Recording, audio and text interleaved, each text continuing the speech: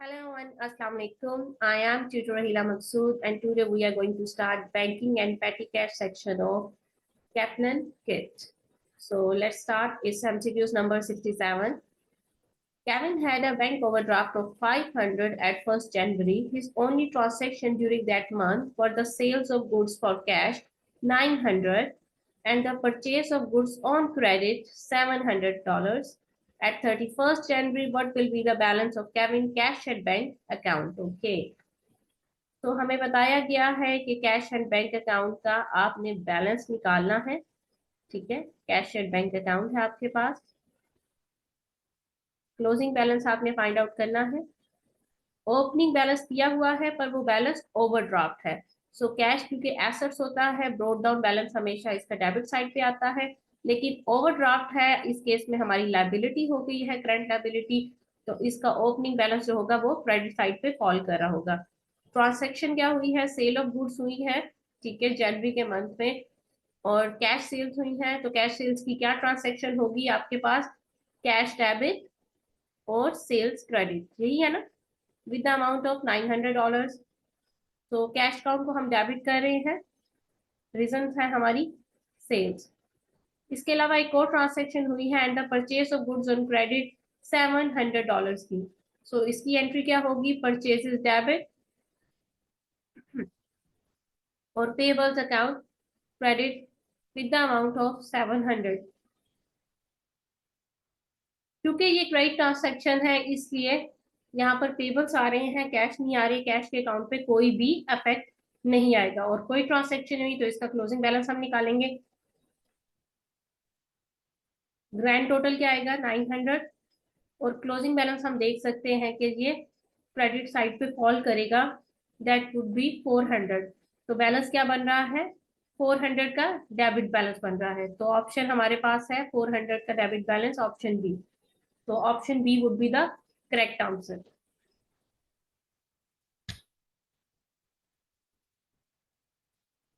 Next देखते हैं।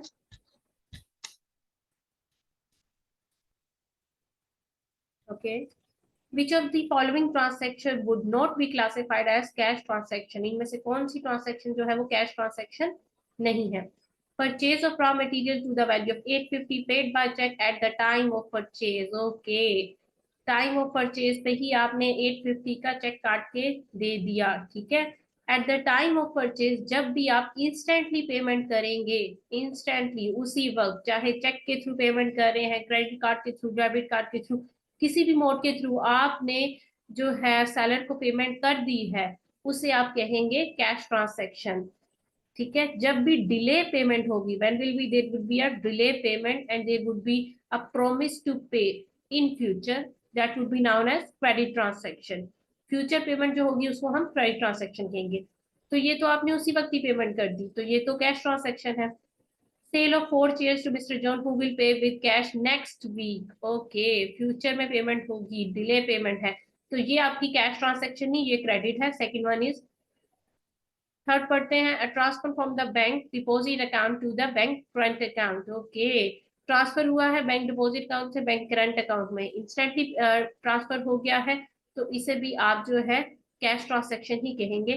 Taking place in the shop till through out the day. Okay, आपने shop के till में जो है ट्रांसफर किया जाता है, इंस्टेंटली ट्रांसफर हो जाता है, तो ये भी कैश ट्रांसैक्शन हो जाती है। टिल क्या होता है? जब भी आप स्टोर में जाते हैं तो जहाँ पे भी आप electronic point of sale device होती है आपके पास, वहां पे एक बॉक्स होता है, वहां पे उन्होंने चेंज रखा होता है, ठीक है। और जब भी आप उनको कैश के थ्रू पेमेंट करते हैं वो चेंज निकाल के आपको देते रहते हैं। टिल एक क्या होता है? एक मनी बॉक्स होता है जिसके थ्रू पैटी कैश पेमेंट्स की जाती हैं, डे टू डे की जो भी रूटीन मनी होती है वो आ रही होती है और जा रही होती है, ठीक है। तो ये भी कैश ही ट्रांसैक्शन में आएगी। It's very, even actually it's not even a transaction, just आप पैसे उसमें डाल रहे हैं, ठीक है। सो इंटरनली आप मनी को फ्लोट कर रहे हैं, आप अपना पैटी कैश को उस एक बॉक्स के अंदर डालिए जिससे आप डे टू डे की जो है डीलिंग्स को वो परफॉर्म कर रहे हैं। सो एक्सटर्नल ट्रांसैक्शन नहीं है आपकी ये, और ये उसी टाइम हो रही है, तो ये कैश ट्रांसैक्शन भी नहीं है। It's a very vague line, तो हमें जो ज्यादा क्लियर नजर आ रही है कौन सी क्रेडिट ट्रांजेक्शन आपकी, वो है 68 का बी है, दैट इज जब नेक्स्ट वीक में पेमेंट होगी। तो 69 देखते हैं, which of the following could not be used as a method of payment. कौन सी जो मोड ऑफ पेमेंट है वो which of the following could not be used as a mode of payment. अच्छा, इनमें से कौन सा मोड ऑफ पेमेंट नहीं है? क्रेडिट कार्ड के थ्रू आप पेमेंट करते हैं, बैंकर्स ड्राफ्ट के थ्रू आप पेमेंट करते हैं, स्टैंडिंग ऑर्डर रिकॉर्डर्स होता है जिसके थ्रू पेमेंट होता है, remittance advance it is not a mode of payment. Okay, remittance advance जो होता है वो आप चेक के थ्रू सेंड कर रहे होते हैं, पेमेंट के थ्रू जो बता रहा होता है कि ये पेमेंट किस वाली ट्रांसेक्शन के अगेंस्ट है, कौन सी ऑर्डर के अगेंस्ट मैं पेमेंट कर रहा हूँ। सो रेमिटेंस एडवाइस जो है ये मोड ऑफ पेमेंट नहीं है, बाकी सब मोड ऑफ पेमेंट है आपके। ये जस्ट एडवाइस हो रहा होता है, एक डॉक्यूमेंट होता है जो इंडिकेट करता है, चेक के साथ भेजा जाता है सप्लायर को कि हमारा जो चेक है ये कौन सी वाली ऑर्डर के अगेंस्ट है। अगर हमने आपसे 10 ट्रांजेक्शन की है तो ये वाली जो पेमेंट है वो कौन सी वाली ट्रांजेक्शन के अगेंस्ट है। What is the title of the person who signs a cheque? Okay,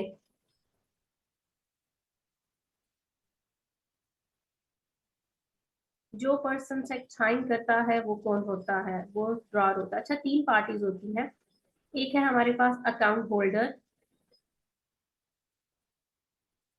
एक है हमारे पास बैंक, ठीक है, और एक person who receives,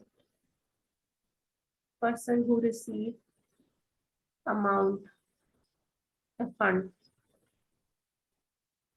account holder जो होता है वो है ड्रॉर, जो बंदा चेक को राइट डाउन करता है। बैंक जो है हमारे पास ड्रॉई है, double E, and the person who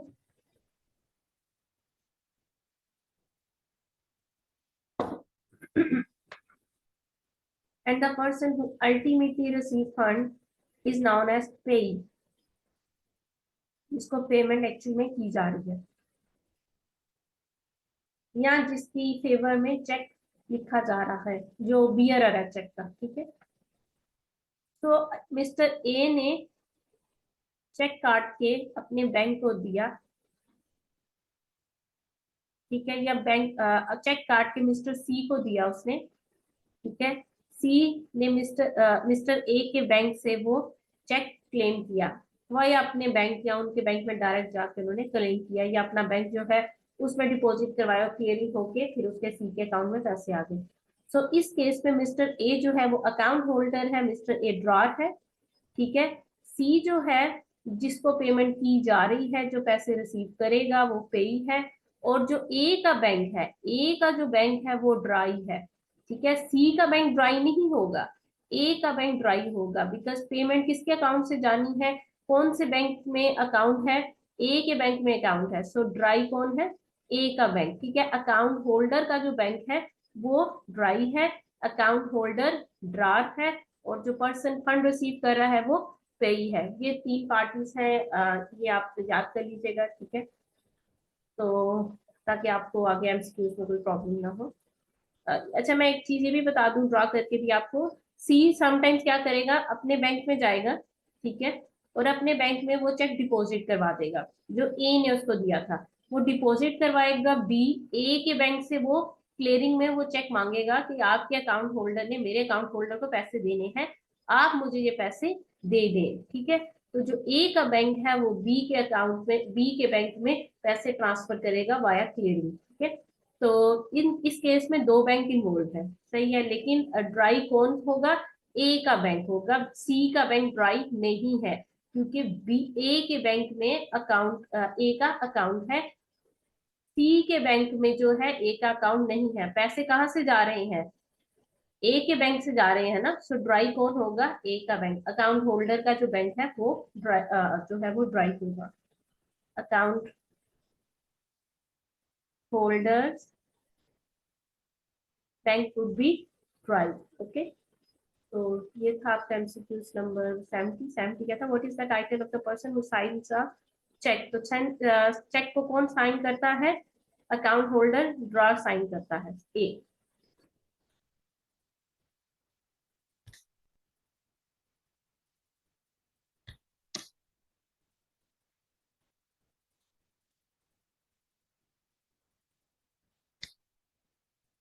If a check has been signed by the payee on the back together with the written instruction to pay a third party, this would be known as endorsement of check. हमने पढ़ा था endorsement क्या होती है, जब क्या करेगा, जब ठीक है, जब पेई जो होगा, ए ने चेक काट के बी को दिया, ठीक है, आपको मैं ये चेक दे रहा हूँ $500 का, या ये जो है आप बैंक से क्लेम कर सकते हैं। अब बी ने आगे सी को सेम अमाउंट की पेमेंट करनी है, तो बी क्या करेगा, बी वही वाला चेक जो ए ने बी को दिया था उसके पीछे अपने साइन कर देगा, ठीक है, और वो चेक जो होगा वो, और सी का नेम और उसके जो है अकाउंट डिटेल्स मेंशन कर देगा, तो वो चेक आगे इंडोर्स हो जाएगा, ट्रांसफर हो जाएगा एज इट इज बी से सी को। सी जाके फिर वो अपने अकाउंट में क्लेम करेगा, बैंक में क्लेम करेगा, और सी का जो बैंक है वो फिर ए के बैंक से वो पैसे क्लियरिंग के थ्रू ले लेगा, ठीक है। तो ये होता है प्रोसेस, इसे कहते हैं इंडोर्समेंट। जब पेई ऑफ द जब पेई ऑफ द चेक जो है आगे वही सेम चेक जो है आगे फर्दर इंडोर्स कर दे, ट्रांसफर कर दे, ठीक है। An individual that has a card issued by his bank that allows him to make purchases up to a certain credit limit, he receives a statement each month detailing his purchases, and he is required to pay off the total amount of the balance outstanding each month. Required to pay the total amount of the balance outstanding each month. Her month end पे ये payment पे करनी ही करनी है, ठीक है। अच्छा जी, जो क्रेडिट कार्ड होता है, अच्छा तीन टर्म्स होती है हमारे पास, क्रेडिट कार्ड, चार्ज कार्ड। अगर आप ये लेक्चर सुन लें वापस जाके बैंकिंग का, तो उसमें ये सारी टर्म्स जो हैं वो एक्सप्लेन की हुई हैं, आपको वो याद आ जाएंगे, पर मैं ब्रीफली एक्सप्लेन कर रही हूँ दोबारा फिर। Debit card, cheque guarantee card का हम आगे चल के देख लेते हैं कैंसिस है। तो डेबिट कार्ड क्या होता है, डेबिट कार्ड होता है एक कार्ड, आपको डेबिट कार्ड को एटीएम कार्ड भी आजकल कहा जाता है, एटीएम के थ्रू आप कैश मशीन से पैसे भी ले सकते हैं, डेबिट कार्ड के थ्रू आप शॉपिंग भी कर सकते हैं, जहां पे आपके अपने अकाउंट से पैसे डिडक्ट होते हैं, आपने कोई लोन नहीं लिया होता। जब भी आप कोई परचेज करते हैं, कोई भी ट्रांजेक्शन करते हैं, डेबिट कार्ड देते हैं आप स्टोर को, तो वो आपके अकाउंट से पैसे डायरेक्टली डिडक्ट करता है, ये आपका अपने पैसे होते हैं, ठीक है, इसे कहते हैं डेबिट कार्ड।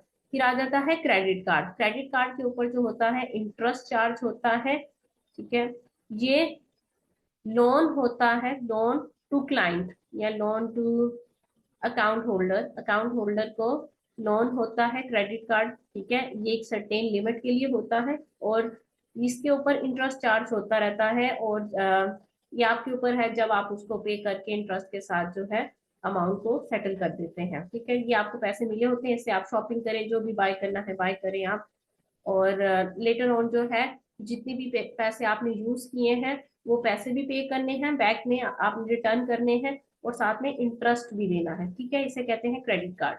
क्रेडिट कार्ड की तरह की ही चीज होती है चार्ज कार्ड, चार्ज कार्ड भी एक समझ लें लोन होता है अकाउंट होल्डर का, बट इसके साथ रिस्ट्रिक्शन क्या होती है, ये मंथ एंड पे आपने बैलेंस क्लियर करना होता है,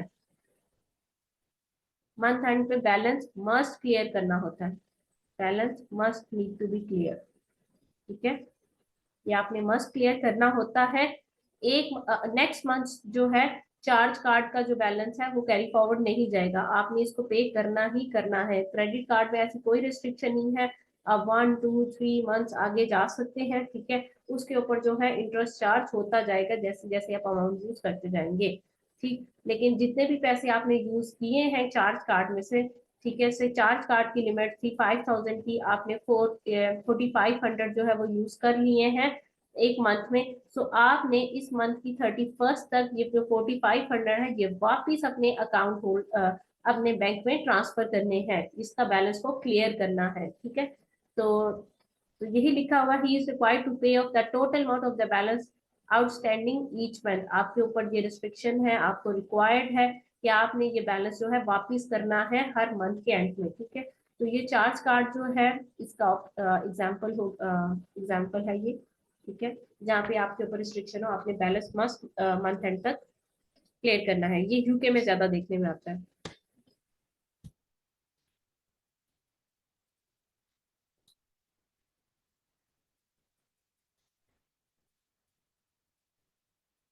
Okay, 73. Each month, the amount of money that owe on a store credit card is paid automatically and directly to the store out of your bank account. Okay.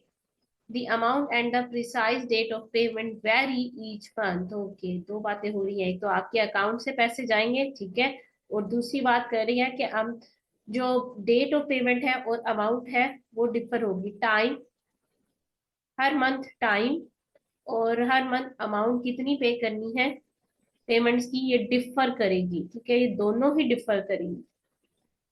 तो ये किसकी example होती है, ये direct debit की example है हमारे पास। Standing order direct debit में क्या डिफरेंस होता है, दोनों ही इंस्ट्रक्शन टू बैंक होते हैं कि हमारे अकाउंट से हर महीने इतनी पेमेंट आपने करनी है, ठीक है, लेकिन स्टैंडिंग ऑर्डर में टाइम एंड अमाउंट सेम होता है। लाइक रेंट, आपने कोई रेंट पे करना है वो तो सेम होगा ना हर मंथ, टाइम भी सेम होगा, हर मंथ की फर्स्ट को आपने पेमेंट कर देनी है रेंट की, तो टाइम एंड अमाउंट सेम है तो वो पे होता जाएगा।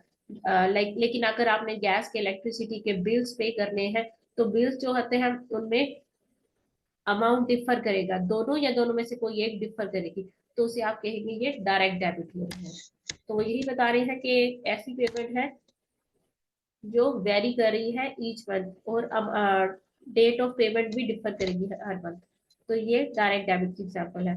Who is the drawer of the cheque, the bank, bank is the drawer of the cheque, और कौन सा बैंक, अकाउंट होल्डर्स का bank, the person or business who is paying, no, the person or business who is being paid, the person who signs the cheque, the bank of the person or business who is paying.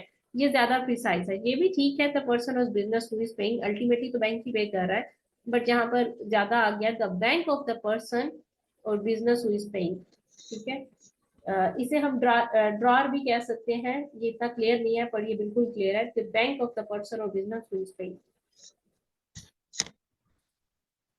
तो next चलते हैं हम।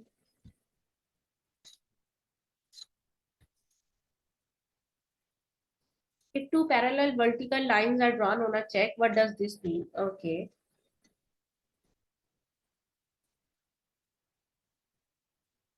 अगर दो parallel vertical lines जो है check के face पे ड्रा की जाए, चेक बिल्कुल ठीक फिल किया और इसके ऊपर ड्रा की जाए, इसका मतलब है कि चेक को क्रॉस कर दिया गया, इसे कहते हैं क्रॉस चेक। ये क्रॉस चेक किस लिए यूज होता है, ये क्रॉस चेक इसलिए यूज होता है ताकि इसे फर्दर इंडोर्स ना किया जा सके। क्रॉस चेक को इंडोर्स फर्दर नहीं किया जा सकता, ये इंडोर्स नहीं होता, ठीक है। अगर अकाउंट होल्डर है ए और उसने बी की फेवर में, बी कौन है, पेई, उसकी फेवर में ये चेक राइट डाउन किया है, तो बी आगे सी को नहीं दे सकेगा, सी को नहीं दे सकता ये। वो कहाँ जाएंगे पैसे, वो बी के अकाउंट में ही वो पैसे जाएंगे, ठीक है। बी वो पैसे, वो चेक दिखा के कैश भी नहीं करवा सकता, वो पैसे डायरेक्टली बी के अकाउंट में डिपॉजिट होंगे, ठीक है।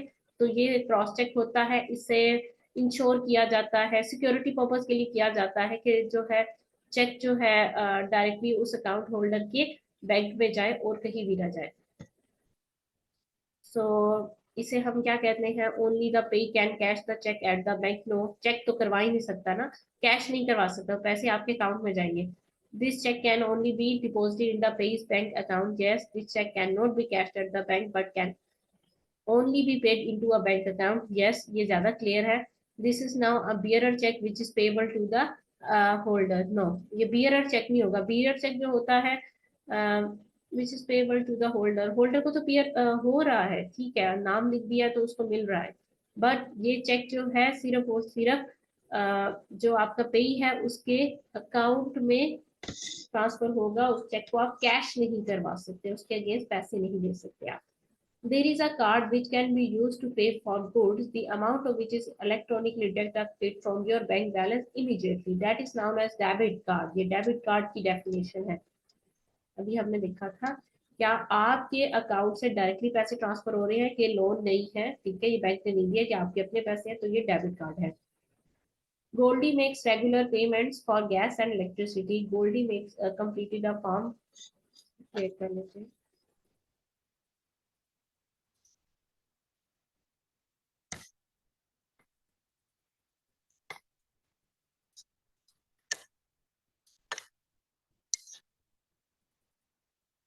Goldie makes regular payments for gas and electricity. Goldie completed a form of authorization and the supplier that set up their own arrangements with the bank to collect amounts due. Goldie is always informed of these amounts in advance. Okay.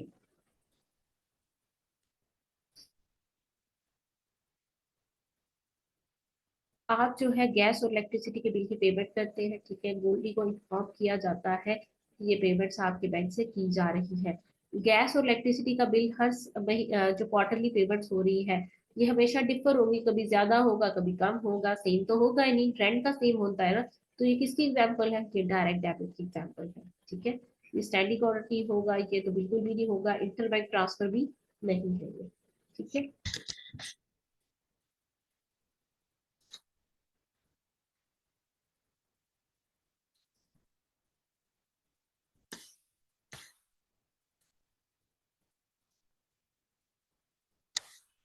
What is the title of a note that accompanies a check payment to a supplier detailing the invoices being paid? Okay. एक document या note send किया जाता है check के साथ supplier को, जिसमें बताया जाता है इनवॉइसेस किसके अगेंस्ट पेमेंट की जा रही है, या कौन सी इनवॉइसेस के अगेंस्ट पेमेंट की जा रही है। आपने हमें 1 2 3 इनवॉइसेस सेंड की थी, जो मैं ये पेमेंट कर रहा हूँ, मैं ये चेक आपको दे रहा हूँ, ये चेक है, ठीक है। उसके साथ मैं ये नोट दे रहा हूँ आपको, वो बता रहा है, ये नोट बता रहा है कि जो जो चेक पे पैसे है ये इनवॉइस नंबर 2 के अगेंस्ट पेमेंट है। इस डॉक्यूमेंट को क्या कहते हैं? इस नोट को कहते हैं remittance advice. Martin pays monthly pay for heat and light charges for instructing his bank to make a monthly payment from his current account. Okay, heat and light के charges pay कर रहा है in favor of the power supply company. As Martin's power usage will change each month, Martin authorization to the bank does not require him. Okay, and a new instruction to his bank pay the revised amount of the power company. Okay. ये भी जो है same यही है कि आप bank को बार बार instruct कर, एक बार आपने अथोराइजेशन दे दी है, to the bank does not require him to issue a new. Okay, नई इंस्ट्रक्शन देने की जरूरत नहीं है, एक बार इंस्ट्रक्शन दे दी है और वो जो अमाउंट जो आप पे कर रहे हैं वो हर मंथ चेंज हो रही है। तो ये डायरेक्ट डेबिट की एग्जांपल है आपके पास, ठीक है। क्रॉस नहीं, आपने कंफ्यूज नहीं होना, आराम से पढ़ना है आपने सारी की सारी एमसीक्यूज को, और फिर देखना है। अगर अमाउंट सेम है तो डायरेक्ट डेबिट हो रहा है, वही इंस्ट्रक्शन। सॉरी, डिफर है तो डायरेक्ट डेबिट, और अगर सेम है तो स्टैंडिंग ऑर्डर है। बिल्स यूजली डिफर करेंगे, लेकिन ऐसी कोई अगर पेमेंट हो जाए जो सेम होगी आपकी, वो स्टैंडिंग ऑर्डर होगी। 81, I think 80। Who is the drawer of the check? Account holder होता है। The recipient of the check who has received the check as a form of payment. No, the account holder whose account will be debited when the check is presented. Yes. The bank and branch. No, the bank and branch to which the check is present. No. Drawer कौन होता है? Account holder होता है, जो check write down कर रहा होता है। What card will only be requested to accompany a payment by check? Cheque guarantee card. Cheque guarantee card क्या होता है? ये चेक है आपका, ठीक है, उसके साथ जो है एक कार्ड का नंबर लिखा जाता है। चेक गारंटी कार्ड है ये, ठीक है, cheque guarantee card. Cheque guarantee card कुछ अकाउंट होल्डर्स को इशू किया जाता है, रिलायबल जो आस्क करते हैं कि हमें चेक गारंटी कार्ड दे। जब वो चेक इशू करते हैं तो उसके बैक एंड पे चेक गारंटी कार्ड का नंबर लिखा होता है। ये होता क्या? ये होता ये है कि अकाउंट होल्ड इसमें बैंक अश्योर कर रहा है आपको, ए ने से बी को चेक काट के दिया है, सो बी को है कि कहीं ये चेक डिसऑनर ना हो जाए या बाउंस ना हो जाए, तो ये इस चीज को अश्योर करने के लिए कहेगा कि मेरे बैंक ने मुझे चेक गारंटी कार्ड दिया हुआ है, कि ये चेक जो है इसको मैं गारंटी दे रहा हूँ कि इसको मैं बाउंस नहीं करूंगा, और ये वाली पेमेंट के केस में पेमेंट लाजमी करूंगा। चेक गारंटी कार्ड की एक लिमिट होती है, लाइक 5000, ठीक है। अगर ये चेक जो है 4500 4800 का है, तो with in the limit of cheque guarantee card है, तो उसके अगेंस्ट जो है पेमेंट सिक्योर है, ठीक है। अगर ये इस पेमेंट को इस लिमिट को क्रॉस कर जाता है, तो चेक गारंटी कार्ड इसको जो है वो नहीं जो है कवर करेगा, ठीक। सो ये होता है cheque guarantee card. Cheque guarantee card जो है अकाउंट होल्डर्स लेते हैं जब उनके कस्टमर कहते हैं कि हमें आप एक अश्योरिटी चाहिए, एक्स्ट्रा अश्योरिटी चाहिए कि आप जो हमें चेक देंगे वो बाउंस नहीं होगा, जिसकी ये बड़ी अमाउंट होती है जिसके अगेंस्ट ये आस्क किया जाता है, जो कस्टमर्स हैं अपने सप्लायर से कहते हैं। What information or details on a credit card should be a cashier check when they receive a payment for goods? Okay.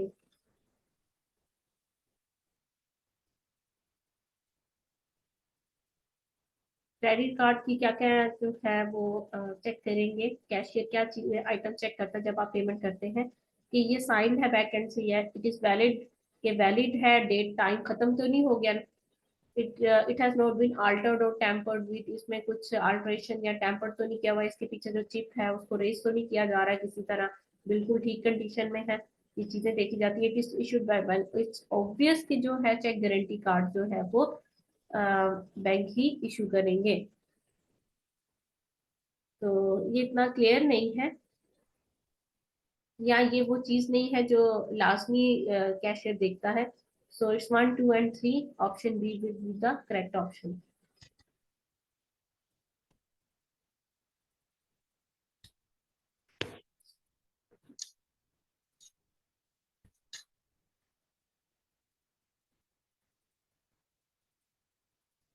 Okay,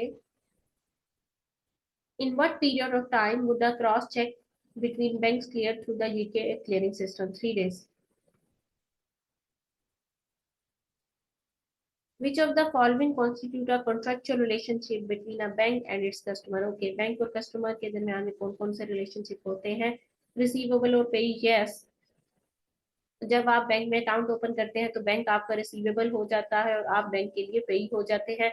bank आपके लिए प्रिंसिपल का काम करता है, आप बैंक के एजेंट कहने हो जाते हैं जब बैंक आप या आप बैंक के प्रिंसिपल होते हैं, बैंक आपका एजेंट हो जाता है जब बैंक आपके बिहाफ पे आपको कोई सर्विस प्रोवाइड करता है। मोर्गेजर और मोर्गेजी, जब बैंक से आप मोर्गेज पे कोई कार लेते हैं या कोई भी आइटम ले रहे हैं तो वो मोर्गेजर और मोर्गेजी का रिलेशन हो जाता है। बेलर एंड बेली, जब आप बैंक से कोई लोन पे कुछ लेते हैं, लोन ले रहे हैं बैंक लोन, तो वो कुछ वैल्यूएबल्स आपसे रखवाता है, लाइक सिक्योरिटी वगैरह, ठीक है, आपके डॉक्यूमेंट्स आपके ऑफिस के कुछ इस तरह से, तो बेलर और बेली का भी जो सिक्योरिटी होल्ड करने के लिए जो है रिलेशन वो भी एस्टेब्लिश हो जाता है। तो सारे हो जाते हैं ये, तो 84 का 8 would be the correct option. 85,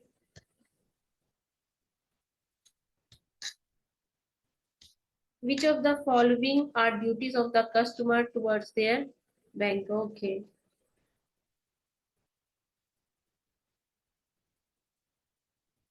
Promote the bank services. Okay. Not encourage fraudulent activities. Yes. Not to misuse any check guarantee card. Of course. आपने legitimate reasons के लिए check guarantee card को use करना है. Not to open an account elsewhere without notice. Okay. ऐसा जरूरी नहीं है, आप मल्टीपल बैंक्स में अपने अकाउंट्स ओपन करवा सकते हैं, और बैंक्स की सर्विसेज को प्रपोर्ट करना आपकी responsibility. If you are happy you can do so, if you are not happy then it's not your responsibility. Okay, so option 2 and 3 जो है दैट्स मोर प्रिसाइज, ये आपकी इनबिल्ड रिस्पॉन्सिबिलिटीज होती हैं जब भी आप बैंक के साथ एक रिलेशन में आते हैं। जब आप एक बैंक अकाउंट ओपन कराते हैं तो आपने फ्रॉडुलेंट एक्टिविटीज नहीं इंकरेज करनी बैंक के थ्रू, और चेक गारंटी कार्ड को मिस यूज नहीं करना आपने किसी भी तरह से, कि आप किसी इलेजिटिमेट आपने कोई ट्रांजेक्शन की है तो उसके बैक एंड पे चेक गारंटी कार्ड को आप उसका नंबर लिख के चेक गारंटी कार्ड को यूज करेगा, ऐसा नहीं करना आपने, ठीक है। So option 2 and 3 would be the more precise option, so C would be the correct. So that's it, आज हम यहीं तक रखते हैं 85 तक। सो नेक्स्ट में हम इससे जो ऑनवर्ड्स हैं वो एमसीक्यूज करेंगे। एक दफा आप खुद भी प्रैक्टिस कर लीजिएगा, ताकि आपको ये एमसीक्यूज और कॉन्सेप्ट्स जो है अच्छे से क्लियर हो जाए, मेमोराइज हो जाए, और आप अच्छे से FA1 को अटेम्प्ट कर सके। That's all for today. Okay, take care, have a nice time, अल्लाह हाफिज।